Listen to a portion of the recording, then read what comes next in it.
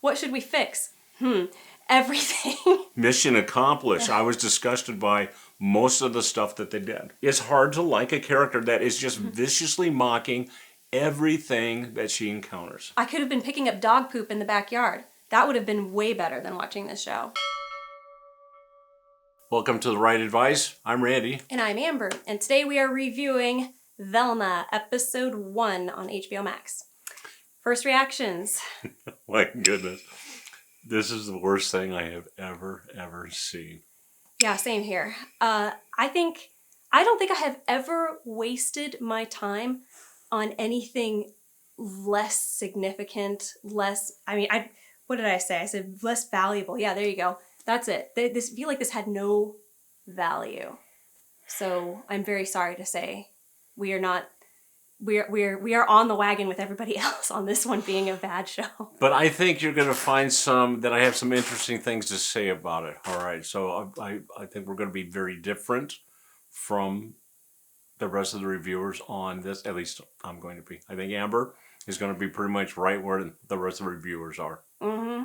I don't have a whole lot more. I mean, it's got so many obvious problems. They should have wiped the slate completely clean and done a totally different show. And as an editor, that is like the worst kind of script to be handed. To be like, what should we fix? Everything. So, yeah. All right. So I do want to bring up again that I am not about what's woke, what's not woke. Mm-hmm. I don't care. I mean, I do have personal opinions on that. That's not what the show is about. This show, from me, is about what works as storytelling, what's good writing, what's bad writing. So as we move forward, if you hear something and you're like, Randy, that you're talking politically. No, I am addressing what is actually written in the script. And you'll see as we move forward what I mean. So that is not me going political. That is me purely responding to the script and what's contained within it. Yeah, and same here. I'm all about what worked or what didn't work, what are potential problems, and where is there room for growth? You know, ideas that you could maybe throw at the writer and say, if you did this, it might amplify what you're trying to do a little better. All right, so Velma starts off with Velma addressing the audience, and she says that this is my origin story, and then that's fine, right? And then she does make a statement, and I'm going to read that off because I think it's important to get it exactly word for word right. So normally, origin stories are all about tall, handsome guys struggling with the burden of being handed even more power. And if they're about girls, it is usually like, hey, what made this hot chick go crazy? And then she tells us that she is responsible for putting together the mystery team. The mystery team, right? So that she was responsible for that, not Fred and his sex van. I thought that was pretty funny, sex van. Yeah. Okay. I mean, that's obvious what it would have been in the 60s, so... Okay, so what this is the establishing of the theme for the series, because this is the pilot episode. This is the theme. This is what the writer, the creator is wanting to impart to you so you know what to expect, right? So this is the theme. Now, when we look at this theme, it is obvious that it is focusing on rich white guys. Is that what they said? I'm sorry. Let me go back. I don't think that was at this part, but it brought up Fred and his sex van. Okay, well, Fred. So Fred is a rich white guy. So it is already saying that I'm going to, at the very least, out of their own words, she is being critical of tall, handsome guys and hot chicks. So that's the theme, that she's responsible, not these attractive and popular people. And with the way the words are phrased, we can expect that this series is about attacks on popular and attractive people. That is the theme. That is what this show is about. All right? The solving mysteries, that's kind of like a B story in this case, because that's not what she's really talking Yep. about. For me, I saw that this was her setting herself up as she's misunderstood. Everybody has assumed that this was Fred's deal, this was his thing, and the stories are usually about guys being heroes, and if they are about girls, it's about them going crazy. I mean, that was tough to see how this was related to the assembling of the mystery solving team, because she's talking about a group. But now what she's trying to do, I think, here is say that there is a main character in this story, because Scooby-Doo the dog is not in this, as we know. So it's her. She's the main character. Okay, it's fine. But she's setting herself up as being somebody who really had to struggle for this position, that people assumed that she couldn't do it, or that, this is not a story about her, but she's going to show how it is actually her story. So, I mean, I totally caught on to the things that you're talking about. But I think I was focused so much on Velma and what is this setting up about her individually. And I just saw this is somebody who feels like nobody understands them. Okay, so that's all good and fine. Apparently, you have a better take on that part of it than I do, because for me, that's the theme. I'm going to attack attractive people. All right. And for me, that doesn't work. I mean, so what? I mean, I'm hoping that you're watching because you're like, Randy, make sense of this and what's going forward. So I'm going to make sense. Why is this not likable? Because generally people don't tune into entertainment purely for the point of attacking other groups, whether they're based on sex, race, sexual orientation, religion. I mean, what economic level, right? Those things are definitely part of humor and on storylines, but generally we don't tune in because the theme is I'm going to pick on these things. I'm going to mock them. I'm going to denigrate them. I'm going to pull them down to make me look better. Or, I mean, in the series she doesn't look, she makes fun of herself too. But that shouldn't be the theme. That shouldn't be when you're like at the beginning telling people what to expect, that's not a good start. I think I totally agree, but I will say that there is a market for this kind of thing. And I'm thinking of Mean Girls.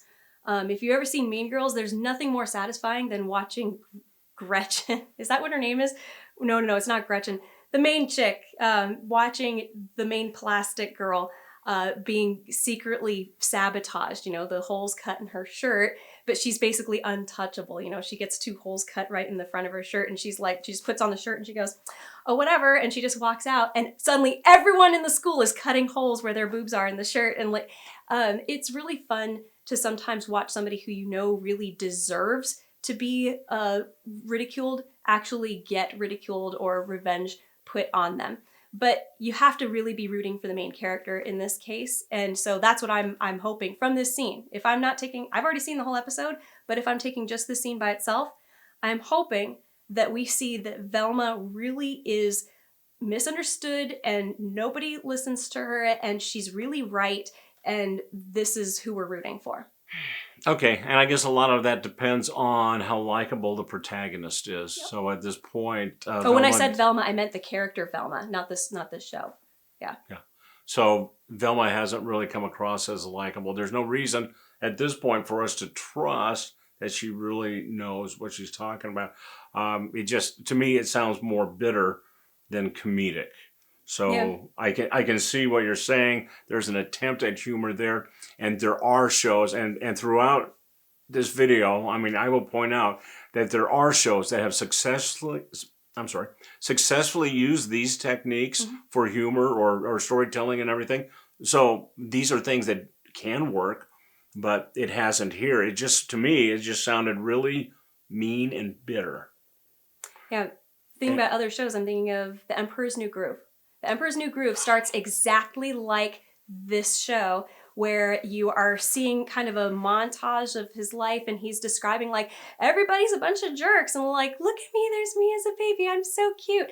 And then you see all these hands come in with all of these toys, like, oh, you're such a spoiled child, clearly. He's talking about how he was the victim, and poor him.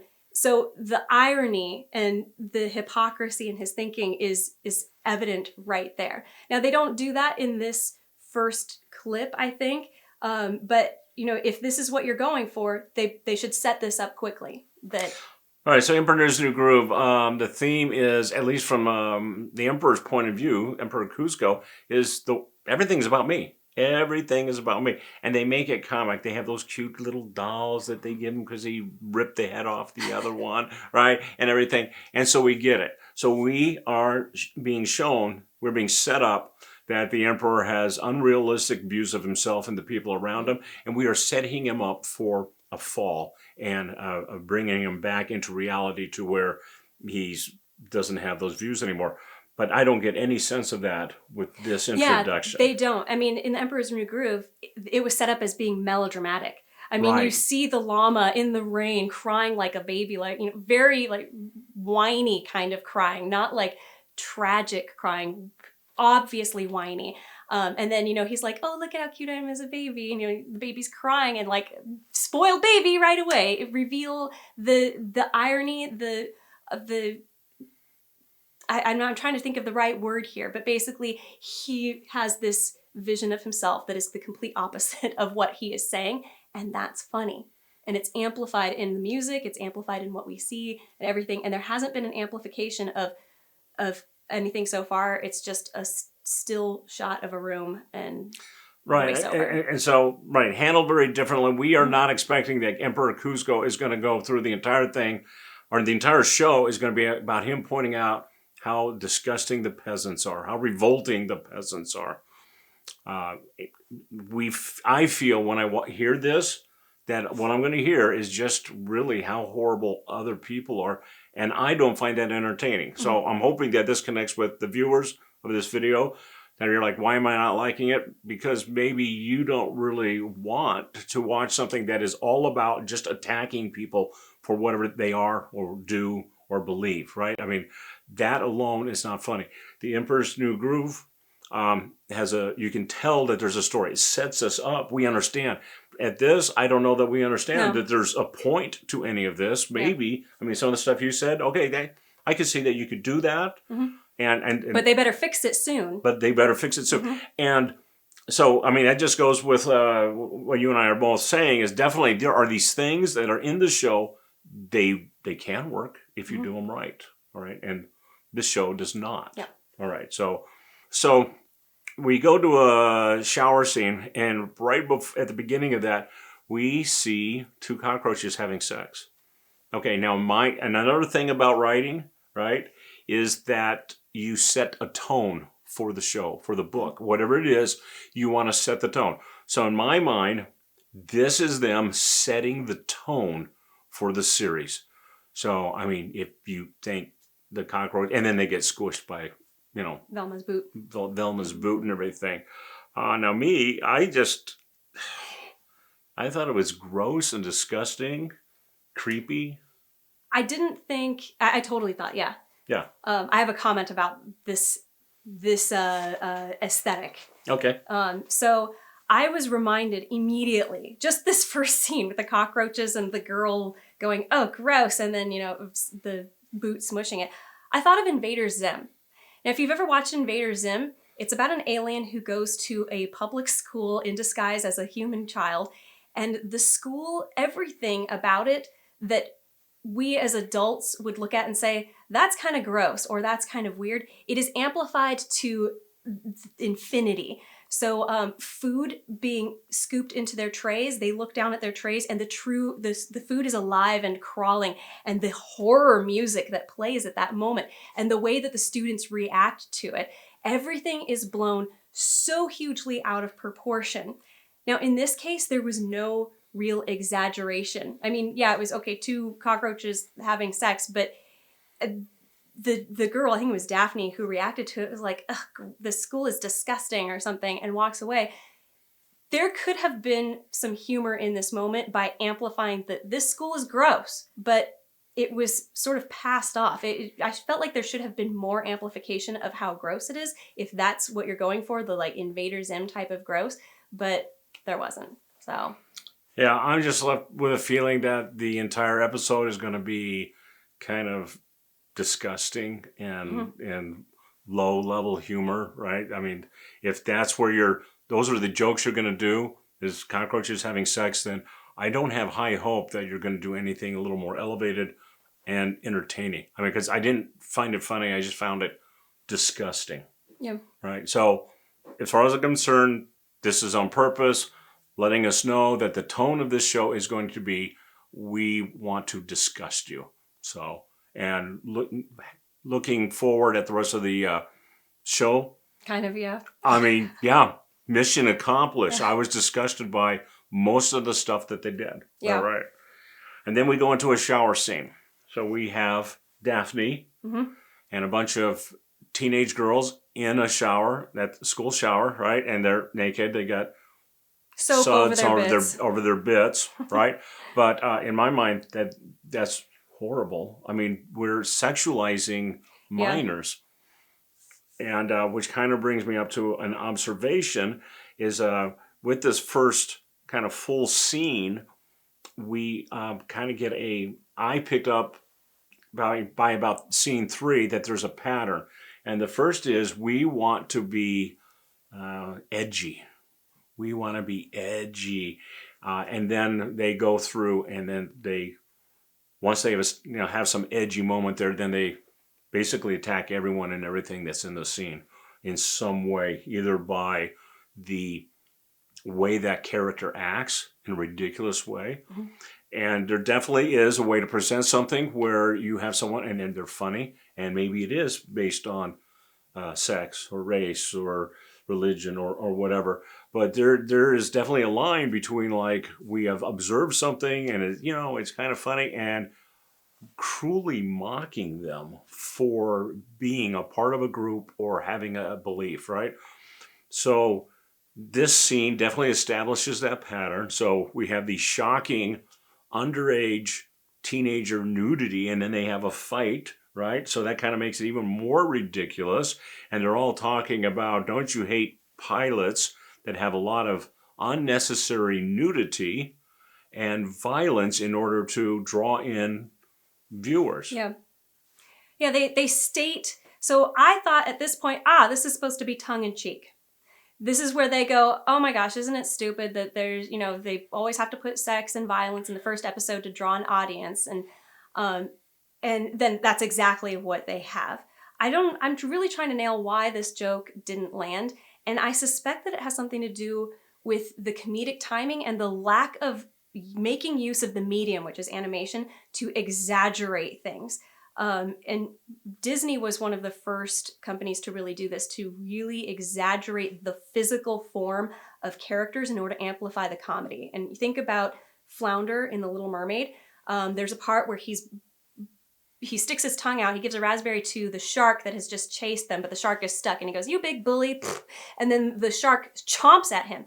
His eyes go from normal size to like 5 times bigger than his body, and then his whole form stretches as he gets away from the shark that has now terrified him.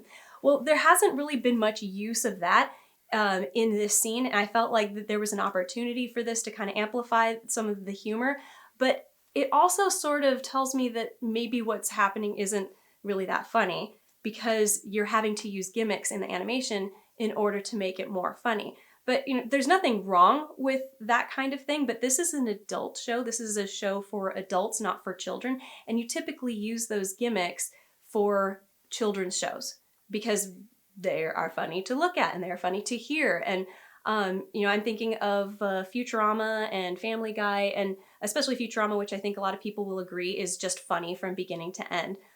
So for me, I felt like this maybe wasn't funny because there wasn't some exaggeration where there could have been. And I think the second reason it might not have been funny is because of the comedic timing wasn't there.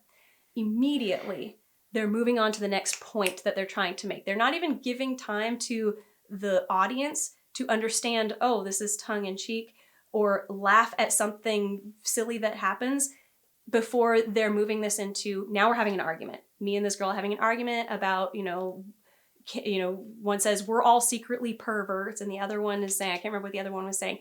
But I just felt like they rushed this scene, and I didn't enjoy seeing the underage girls in the locker, only because I have a moral dilemma with adult shows depicting naked children, or especially naked teenagers. Yeah. But I'm not going to get too much into that because we're talking mainly about storytelling here. So that's for somebody else to discuss. But anyway, I've made my point, I think, on this one. Well, but I think that does impinge upon storytelling. So for me, it's not okay. Yes, I've seen this done, right? So you have some lady at, you have ladies at a luncheon and they're eating, and the lady with like a huge sandwich and everything is giving the person who's eating a salad a hard time about trying to lose weight, right? So we've seen plenty of shows that have done that and successfully done that, right? It's kind of funny, right? They're being hypocritical. Okay, yeah, and these girls are being hypocritical in this, right?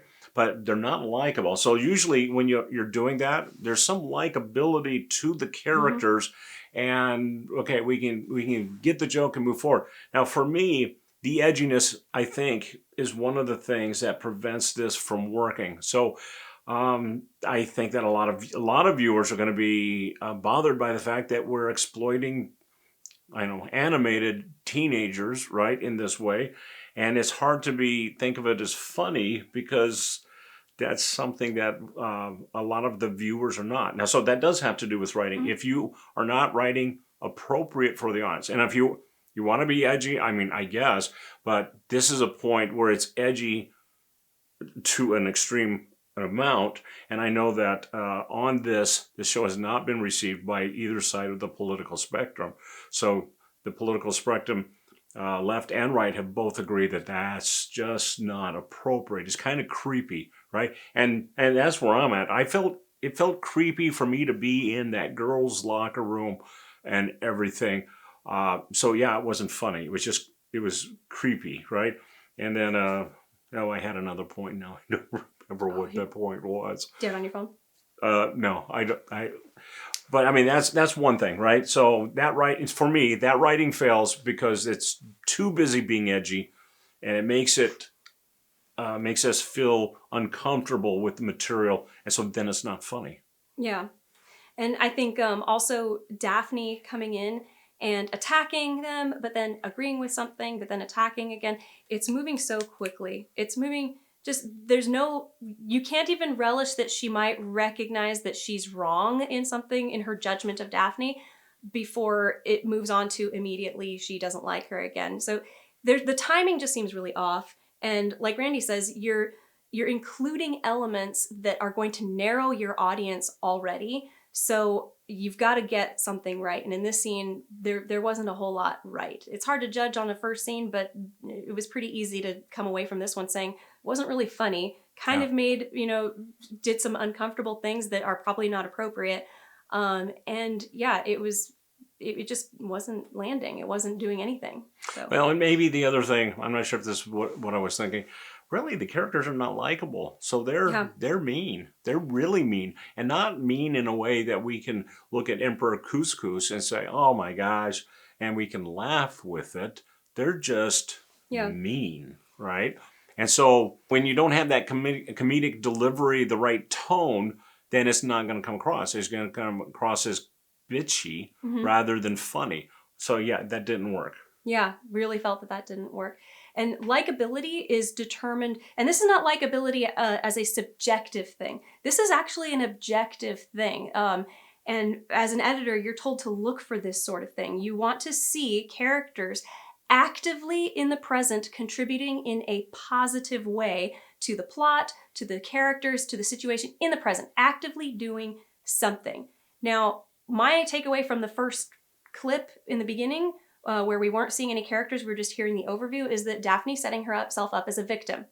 I did not see a victim at all in this situation, in the second scene. And the next thing we're going to talk about, I think, really points it out. So yeah, that's really good on that. And by likability, and what we don't mean by that is that they're nice people and they do really good things. No, so but you can like somebody who is wicked and enjoy following their journey. But it's positively contributing to the plot or the point or the characters. So if you're a bad guy and you are relishing in your evilness and you're constantly you're kind of going like, all right, yeah, let's do, I'm thinking of Dr. Horrible sing along. Okay, and I'll bring up Darth Vader. There you go. So he's not nice at all, ever. Well, like the redemption arc, at the end of the third movie, he is, right? He's not likable in that way, but he is such a great villain, right? He's got charisma. He's, you have to admire him for his work ethic, and, he's powerful. He's positively contributing to his story. Yeah, right? So there, you can like him even though. So we're not talking about that these characters had to be nice people. We just need to see something that we're like, okay, that's interesting, and I want to follow and find more. But yeah, if you're just kind of bitchy, that's not entertaining, and that's not attractive to the audiences. All right, so the next thing we're going to go on is the police station, I think. Right? No. Oh. That Velma comes in. Oh, okay. And whacks Daphne with a crowbar. So she's in a hoodie and you can't see her. She got a mask. She comes in and she whacks Daphne with a crowbar. Yeah. All right. So this is supposedly our hero. This is our protagonist, the main character of the story. And this is our first glimpse at her. Mm-hmm. And she is committing basically assault with a deadly weapon. That's a felony, right? That's a pretty good sized felony, right? Yeah, so no part of that makes us like her. She's not likable in any way, even as a villain point of view, because that's just nothing redeeming about that. I mean, these girls are naked. They can't really defend themselves. She catches Daphne by surprise and whack, okay? And Daphne is on top of another girl, kind of with a villainous look on her face, drowning this other girl. But for some reason, we're not rooting for Velma in this situation. And I think it's because Velma has a freaking crowbar. Yeah. So it's not funny, right? I mean, maybe the joke was Daphne is going to get what she deserves. Mean girl gets a crowbar to the head. Except that Daphne is cowed after this. Yeah.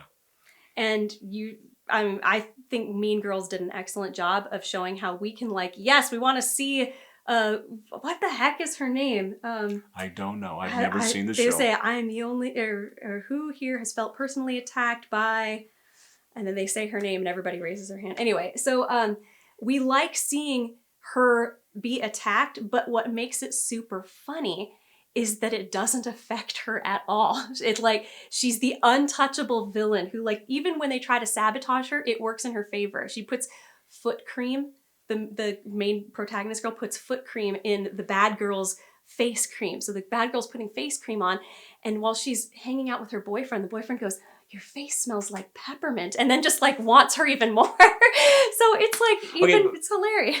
But the stakes are less, right? You hit someone with a crowbar, you could kill them, right? Yeah. So the foot cream, face cream thing, that's lighthearted. It's not got a severe consequence. We have someone who is potentially a murderer, and you know what? That's not funny.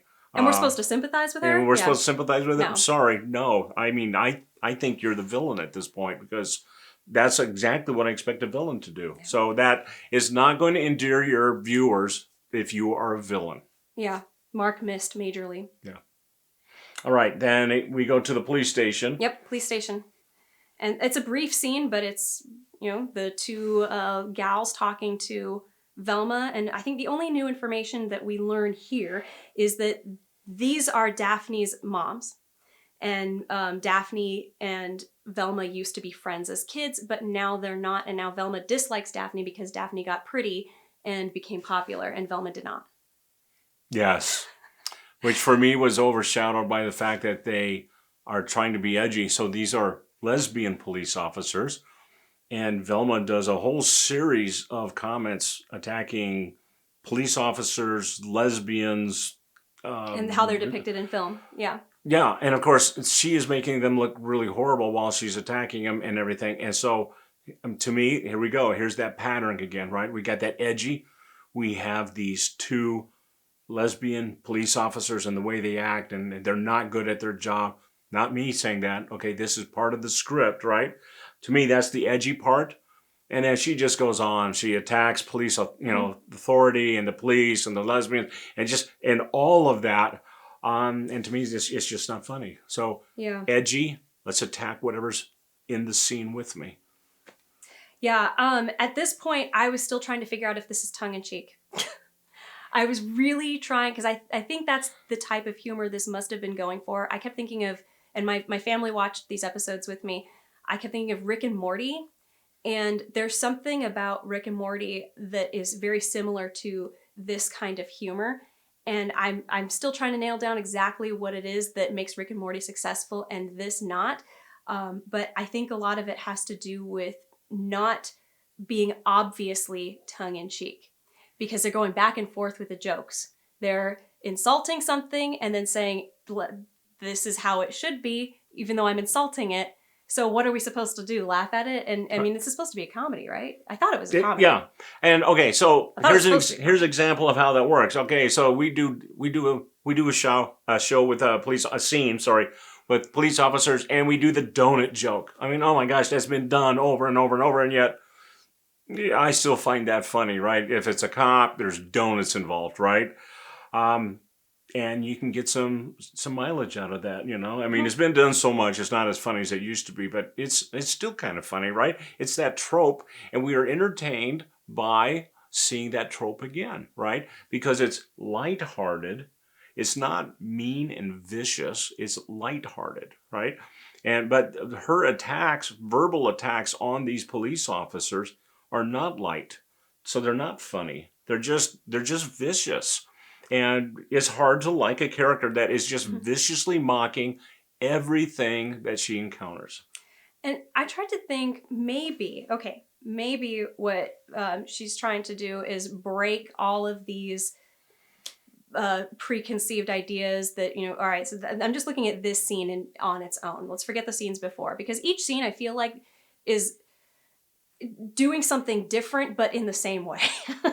And for this scene, she's pointing out that it's a trend in film to have lesbian cops who are really good at their job. And like, it's one, and in this case, they're great at solving mysteries. They're like the best because they are lesbian. In this case, they are not good. They even say, we're lazy, we don't want to have to solve this mystery, so you go and solve it for us.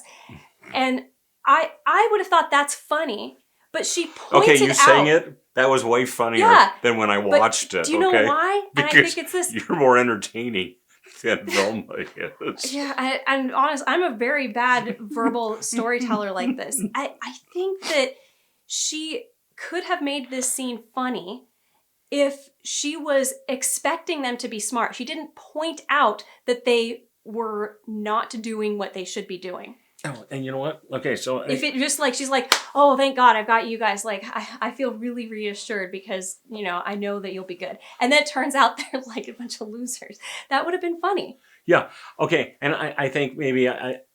so it goes with what I'm saying. But let's pull back in Emperor Couscous. Okay, so we see by his actions that he is this way, right? Mm-hmm. And it falls within an acceptable norm. So you could totally have a scene with the police officers who are inept. And I know I've seen plenty. I mean, what is it, Brooklyn Nine-Nine or whatever it is? There's a... I haven't seen it. I know what it is, though. Okay, so there's plenty of shows that have taken a very lighthearted look at police work and police officers and everything. And the trick on it is not for you to viciously attack them. The trick is to show them doing something that isn't... It's breaking the norm. Okay, like, so show them doing what you weren't expecting? Yeah, so they do stuff that you don't expect, and you're showing their ineptitude while you do that. You let them show you their weaknesses instead of you, the protagonist, pointing it out, pounding it out, and in a very unlikable way. Yeah. It's a classic example also of just, you're telling us. You're trying to tell us and then show us, but the problem is telling us and then showing us feels so redundant. I was so numb from watching these. Yes. I didn't pick up on that. Yeah, this is another problem with it, is that she is telling us. She is telling us in a really mean voice and unlikable voice what's going on instead of letting us see it. Yeah. Yeah, so definitely. And then what is the next thing? The next scene is at home. She is with her dad in the kitchen, and the... Not stepmom, but his dad's girlfriend, the dad's girlfriend. Okay, so, here again. So this is where I'm like, oh my gosh, I see the pattern, right? So what is edgy? The girlfriend, the pregnant girlfriend. It's not that it's the dad's girlfriend. that's edgy. It's that she's pregnant and she takes off her clothes, and they are filling her, and they are obviously making money off of her pregnant nudity. I mean, whatever, right? So there's the edgy part, right? We kind of bring that in. And they got the baby like pushing up against the belly, and it really is gross. It reminded me of Alien. Yeah, the face, all right, the chest burster that comes out. Yeah. That's what it, yeah, me too, right? So creepy. Not funny, creepy. And so they do that, and then, yeah, so Velma goes through and attacks her dad, I mean, just everything in the scene, she attacks. And, it was at this point I said, no, that's it. I'm not going to watch anymore. I've got the pattern, right? So edgy, be mean and attack everything. Make fun of everything in a very harsh way. And if that's going to be the whole show, then that's not something I want to watch. And I think that probably most people who have viewed it, who are not liking it, they picked up on that innately. Yeah, I think definitely at this point, my family realized that this is just the same as the last two scenes. They couldn't nail it down, but they've had the same gut feeling. This isn't funny. It seems kind of angry, and it's so fast that I'm not even processing the jokes so that I can get into the right mood to be ready for the next joke. And for me, this scene amplified for me that there's no counterpoint of emotions to amplify what we're seeing. Yeah, just angry. Everybody's angry and everybody's mean. The most likable character in the whole show, which we haven't gotten to him yet, though, is Norville, who is the stand-in for Shaggy. Shaggy, yeah. I guess Norville is actually Shaggy's real name in the show. So, all right, so he was the only likable character. Yeah, okay. He's literally the only character who I like, and it's because, well, he's supportive and nice. And he's kind of says stupid things, but he's actually very intelligent. So even though, and remember, I'm judging this not as related to the original Scooby-Doo show because it's clearly not the original Scooby-Doo show or even closely related. But I liked his character. Didn't like the dad. Didn't like the girlfriend. They were both very self-centered, and this is their daughter or the dad's daughter. So anyway, the whole thing with the baby wanting to pop out of the stomach. I thought this could be funny like Family Guy. Like, how every once in a while the camera would turn to Stewie and he would be plotting to kill his mother, or take over the world or whatever it was. In the earlier seasons, he was trying to kill his mom. And he would say something sinister and there'd be this music like oh my gosh, what is he thinking? It was over dramatized. That wasn't done with this baby. It was just popping out of the mom's stomach and we were just looking at it going, that's weird, rather than it being this horrifying thing that could have actually been funny as being horrifying. There was no pause to appreciate that this could be a funny thing, that Daphne looks at the mom or the girl being pregnant and sees the baby as like, it's weird that there's like a living thing inside of you, and it wasn't amplified. So you can even go straight to it's like the chest burster from Alien, yes! Right? And you could have had this come out and it looks a little alien-like, right? The silhouette. That could have been funny. That could have been funny, yeah. I mean, so there's a ton of ways you could turn that funny, but it's not, and for me, I think just overall, why are these jokes not working? Because they're too angry. And the audience senses it. We're not stupid. We're sensing that anger. And you can't build an entire show off of one emotion, especially anger. That's not the emotion. There needs to be a counterpoint. I mean, you can watch those really horrible Hallmark shows that are all like Sickly Sweet Love. And those are way more entertaining, even though they really kind of focus on just that unrealistic, stupid romance stuff. Way better, like a billion times better. Anger is not the one that you want to focus on. It repels people. It's one of the worst emotions. I mean, there's a kind of an adage, if you've got an actor and all they can do is play angry, they're not a good actor.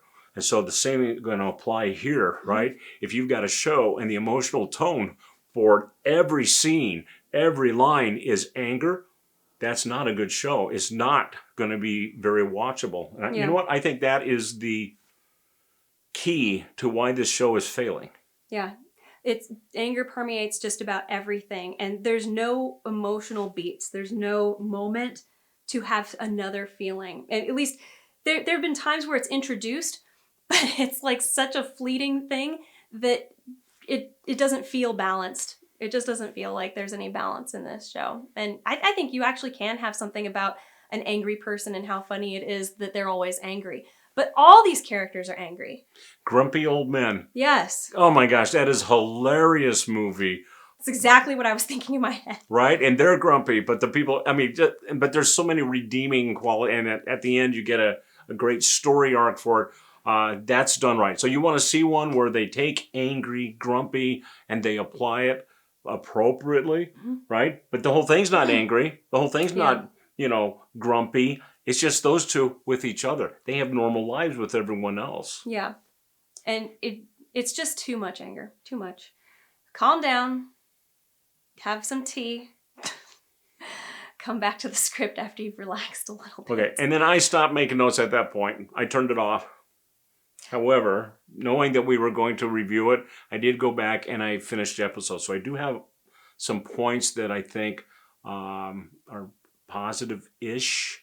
Not enough to overcome how horrible the rest of it is, but I do have a couple points. Do you have anything that you do like about it?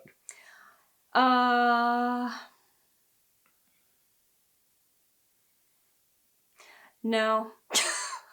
Okay. Nothing. I mean, it was so awful to me. Like the things I didn't like about it so outweighed anything that could have been slightly good, like the Norville character, or like the brief moments where we see Daphne being totally hypocritical and like flirting with Fred because he's cute. They were so tiny in comparison to everything else that I couldn't forgive the rest of it.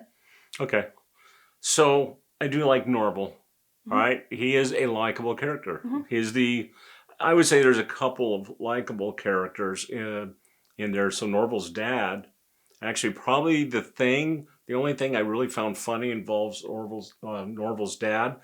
And I don't think that's until a later episode. No, it's not till later. Yeah. Yeah. So, I mean, but I'll include it just to show you that there was something that I thought was funny. So Norville's dad wears a cardigan. Okay, here we go. Kind of with the police and the donuts thing, right? This is a dad thing. Or a dad thing, right? So, okay, we get it. They wear it. We can make fun of those because we're not really making fun of them. We're making fun of kind of the clothing, right? So there's responsibility that comes in with that cardigan, and Norville takes it to prison, and he's got it, and he starts a riot. And so the dad takes the cardigan away, and he says, with medium or mediocre power comes medium mediocre responsibility. So the more I think about that one, actually, that's funny. But when I heard it the first time, I'm like, okay, that's kind of funny. But I was so numb from all of the anger and the hate that I wasn't really able to laugh at that. Now, a couple of days passed looking at it, I'm like, actually, that's a good joke. Yeah. Yeah, and in a decent series, you'd probably get some chuckles out of it. So they do have, I mean, I can recognize where they're trying to make a joke, and I can recognize what it is that the joke is trying to do, but they're not funny. Yeah, they're not landing. Right, now the other thing was, originally I thought there was no plot, but when I went back and I watched the whole episode, not taking any notes, I did notice that Velma does kind of go from evidence to evidence or event to event, right? It has to do with the camera. First she thinks maybe the dad's girlfriend killed the girl in the beginning. I forgot what her name was. At the beginning, because there's a camera connection, and then we find out no, and then there's someone was holding the camera, so we think that was the person.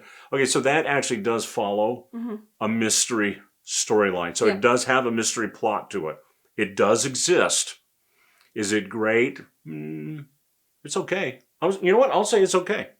It is an okay mystery plot line. Yeah. So those two things are my positive points for the series.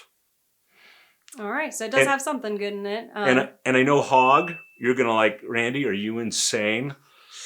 I got to be fair. Those are good points, even though I still consider it the absolute worst show I have ever seen. Yeah.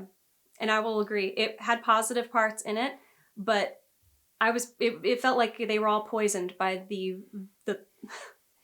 overpacking of the negative.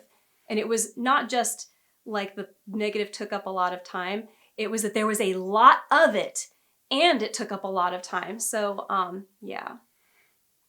All right. So do we We're have... gonna rate it? I can't rate Okay. a show like this. I'm not gonna give the show a rating. I don't think it even deserves So one. a 0? Yeah, not even a 0. You can't rate this crap. It's like... It's an NR, not rated. It's like going to a kindergartner's Shakespeare play. It was so poorly executed in every way that you can't even rate it. It's not worthy of being rated. So 0.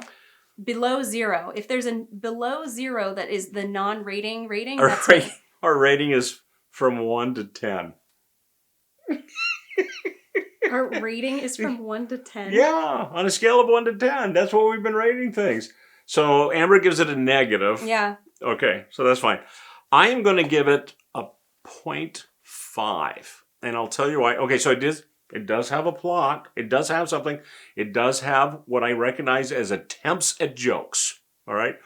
And frankly, I want to leave room for the possibility, however slim, that there is something worse than Velma. So should we tell them? Yeah, go ahead. Okay, so you're like, Randy, that's not going to happen. Okay, but Amber and I are dedicated to see if this is actually the worst thing ever made. So we're going to do a series of videos on shows that have ratings that are worse than Velma. Right? So Velma right now, and this is going to be our bar, has a Rotten Tomato score of 6% among viewers. I think it's 7 now, but either way, it's pretty darn low. Okay, we'll consider it 7. 7, and I think the critic score was like at 47. Last time I looked, it was at 47. All right, so we're going to be specifically looking at audience scores. So shows that have a 6 or less, right? So that's below Yeah. Velma. So they should be worse than Velma, right? And We'll then, take suggestions in the comments. Yeah, if you know of one. And then also we might be also pulling in IMDb, which I can never get that right. Their scores and the shows that rank lower than that. So I got a couple of shows. I was doing some research on. One of them is Santa Inc. Santa Inc., which I've never even heard of. Yeah, I saw the commercials for it, the previews for it, and I think it's going to be, that one may give Velma a run for its money, but I'm also thinking that it actually won't be worse than Velma. For me, it's going to be really hard. I've never come away from a show feeling upset that I bothered to waste heartbeats. The time of, 20 minutes, how many heartbeats were spent watching this show? I mean, I could have been sleeping. I could have been picking up dog poop in the backyard. That would have been way better than watching this show. All right, and I am interested if any of you liked it, or there's some points that you liked that we didn't really mention. I would definitely love to see some comments. Seriously, I'd like to see those comments, and maybe that will give me a different perspective, a different view on the show. And don't forget to subscribe. It really helps our channel a lot. Subscribers is what we're looking for. We love that you're viewing, but please subscribe too. All right. That's it. That's All it. right. Thank God we're done with this. So, Later. There's a door up ahead.